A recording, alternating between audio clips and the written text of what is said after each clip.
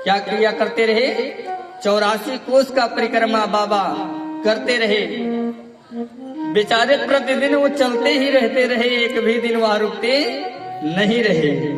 84 कोस 16 तो रहता नहीं, और 84 कोस का प्रतिदिन परिक्रमा वो अपनी पूरी जीवन परिक्रमा में ही व्यतीत करते रह गए।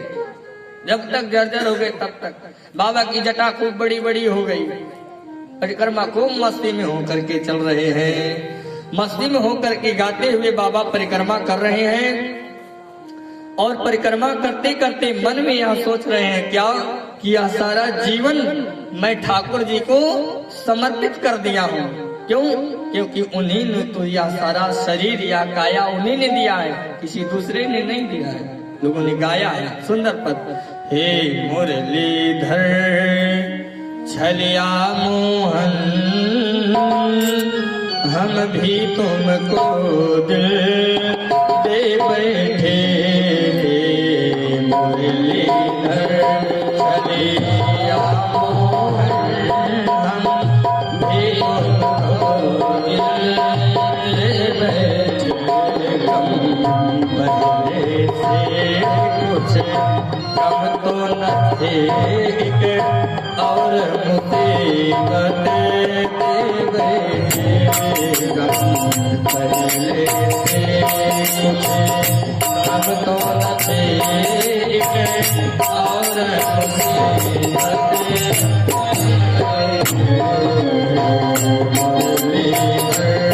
छलिया मोहन हम भी तुमको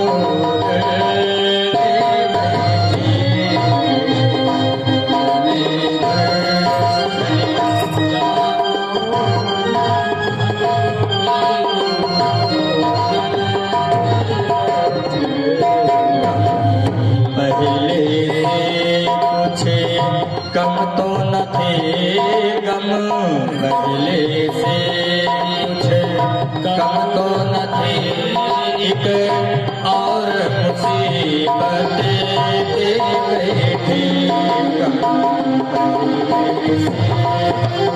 कम तो न थे, एक और मुसीबत दे बैठे।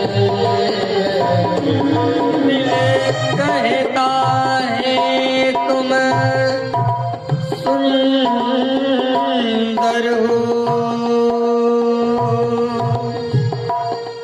आँखें कहती हैं दिखलाओ। दिल कहता है तुम सुंदर हो, आँखें कहती हैं दिखलाओ। तुम मिलते नहीं हो आकर के, तुम मिलते नहीं हो आकर के। एक और मुसीबत दे बैठे। मिलते नहीं हो आकर के, एक और मुसीबत मुरलीधर छलिया मोहन हम भी तुमको दे बैठे। मुरलीधर छलिया मोहन हम भी तुमको दे बैठे। हम लोग भी ठाकुर जी को अपना सारा जीवन न्यौछावर कर दिए हैं। जैसे रखे राम जी रहना चाहिए, सीताराम सीताराम सीताराम कहना चाहिए, बस एक आश्रय केवल। बाबा अपनी सारी जिंदगी, अपना सारा आयु और अपना सर्वस्व ठाकुर जी को न्यौछावर कर दिए। जटा खूब बड़ी बड़ी सी हो गई, सदा सर्वदा के लिए कीर्तन और सत्संग में रहने लगे, परिक्रमा करने लगे। चलते चलते कथा कर लेते, चलते चलते कथा सुन लेते, चलते चलते भजन कर लेते। रुकने का तो सवाल ही नहीं। जाते जाते जाते जाते बाबा के मन में आस आ गया कि आज चाहे जैसे ठाकुर को आना पड़ेगा, ठाकुर जी को आज आना पड़ेगा। क्यों? क्योंकि अगर भक्त चाह लेना तो भगवान को धरतिया पे आना पड़ेगा कलयुग में भी। लेकिन कब? जब भक्त चाहेगा तब। जब तक भक्त क्यों? क्योंकि भक्त हमारी आत्मा, हम भक्तन के जीव, दोनों ऐसे रंग रहे जैसे माखन और जैसे माखन में घी रहता है, ऐसे ही करके भक्त भगवान का आत्मा है। भक्त हमारी आत्मा, भगवान कहते हैं यदि भक्त हमारा आत्मा है तो हम भक्तों का जीव, हम भक्तों के जीव है। और जिस दिन हम चाहेंगे तो क्या उस दिन आएंगे नहीं? आना पड़ेगा उनको। बाबा मन में यही सोचने लगे कि यार ठाकुर आपको आना पड़ेगा, परिक्रमा में दर्शन देना पड़ेगा, चाहे जैसे भी करके। बाबा जाने लगे। जाते जाते परिक्रमा करते करते रास्ते में एक पेड़ खड़ा था छोटा सा, और उस पेड़ में बाबा की जटा बच गई। जब बाबा का जटा बच गया प्रिय भक्तों, तो भगवान बैठे देख रहे हैं। शेषनाग की सैया पर माता लक्ष्मी जी चरण दबा रही हैं। अब बाबा वहीं पे खड़े होकर के रोने लगे कि लो अब जटा तो बच गया, आप छूटे तो छूटे, कैसे छूटे? पीछे हमारा हाथ जाएगा भी नहीं कि जिससे हम जटा को सुलझा सके, छोड़ा सके। सो बाबा ने ठाकुर जी को याद किया। ठाकुर जी दूसरा रूप लेकर के आए, मनुष्य का रूप लेकर के आए हो। कौन सा रूप लेकर के? मनुष्य का रूप लेकर के। जब मनुष्य का रूप लेकर के ठाकुर जी आए और बाल को जब सुलझाने लगे तो संत जी क्या कह रहे जानते हैं? आप कौन? तो उन्होंने कहा अरे हम ही तो हैं ठाकुर जी जिनको आप याद कर रहे हैं। नहीं नहीं, तुम ठाकुर नहीं हो सकते, जाओ यहाँ से। पहले ठाकुर जी के लिए ही मैं यहाँ पर खड़ा हूँ। जिसने हमारे बाल को उलझाया है वही अब आकर के हमारे जटा को सुलझाएगा, आप नहीं सुलझाओगे। कौन? जिसने उलझाया है वही सुलझाएगा। अच्छा, ठाकुर जी बार बार करे नहीं नहीं, हम ही हैं ठाकुर जी जिनको आप याद करते, जिनका भजन करते, वो मैं हूँ। नहीं, मैं मान ही नहीं सकता। अच्छा, अगर आप सही में हो तो राधा जी कहाँ है? क्यों? क्योंकि जब तक राधा जी को साथ में बिना ले आप कहीं जाते नहीं हो। तो यदि आप ठाकुर हो तो राधा जी कहाँ पे है? राधा जी को तो आना चाहिए। तो भगवान ने क्या किया कि राधा जी से विनती किया कि अब आपको भी चलना पड़ेगा। भक्त ऐसा था कि बुलाया था हमको, हमारे पहुंचते हुआ विश्वास नहीं मान रहा है। जब यहाँ पे आकर के पहुंचोगी और उनको बताओगी कि हाँ यही ठाकुर जी है, यही बाकी बिहारी जी है, यही विष्णु भगवान है, तभी वो मानेगा, ऐसे तो मानेगा ही नहीं। राधा जी ने कहा कि मैं हम तो जाने वाले नहीं। क्यों? क्योंकि ये मैटर आप दोनों का है, अब आप ही दोनों समझो। भगवान ने कहा कि राधा जी यदि आप चलोगी नहीं तो भक्त हमारा ऐसे ही परेशान खड़ा का खड़ा रह जाएगा, दोषी हम ठहरेंगे, दोषी हम ठहरेंगे, इसलिए साथ में आपको भी चलना बहुत जरूरी है।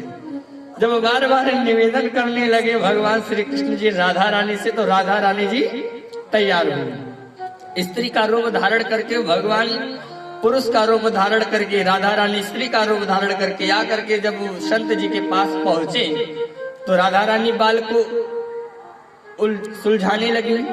उलझे हुए बाल को जब राधा रानी सुलझाने लगी, संत जी ने फिर राधा रानी को भी डांट लगा दी। या कौन होती है बाल हमारा सुलझाने वाली? राधा रानी ने कहा कि बाबा मैं ही राधा रानी हूँ, मैं ही आपके जो ठाकुर जी हैं उन्हीं की प्राण वल्लभा मैं ही हूँ। नहीं नहीं, आप नहीं हो सकती। यदि आप दोनों वो ठाकुर हो सकते हैं, आप ठाकुरानी हो सकती हैं, तो आप दोनों हमको अपना असला रूप दिखाइए। असला रूप कौन सा है आपका?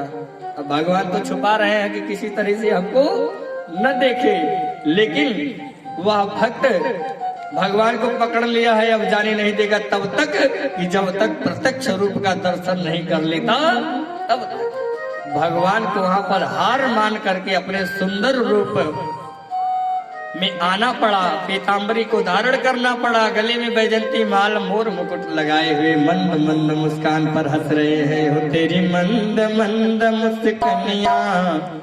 जब संत ने देखा कि ठाकुर जी मंद मंद मुस्का रहे हैं, बंसी को बजा करके हंस रहे हैं, तो संत जी ने कहा क्या ओ तेरे मंद मंद मुस्कनिया, तेरी मोर मुकुट पलकनिया, बे बलिहार कान्हा जो, बलिहार कान्हा जो। तेरे मंद मंद मुस्कनिया, तेरे मंद मुस्कनिया, तेरे मोर मुकुट पलकनिया, तेरे मोर मुकुट पलकनिया, बलिहार कान्हा जो, बलिहार कान्हा जो।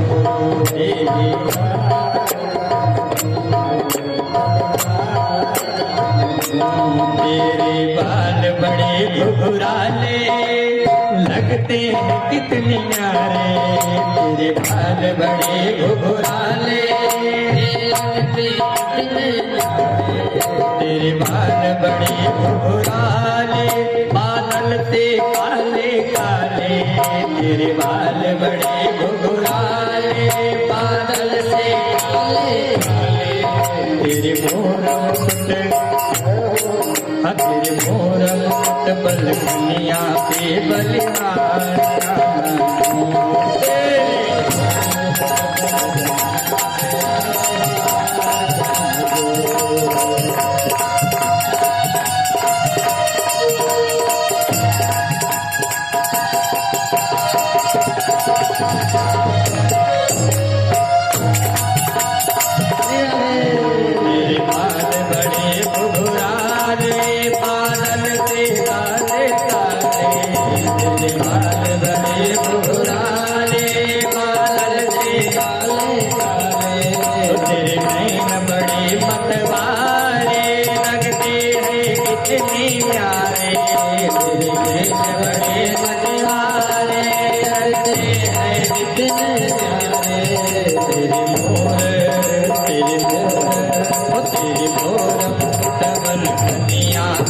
बलिहार कान्हा जो।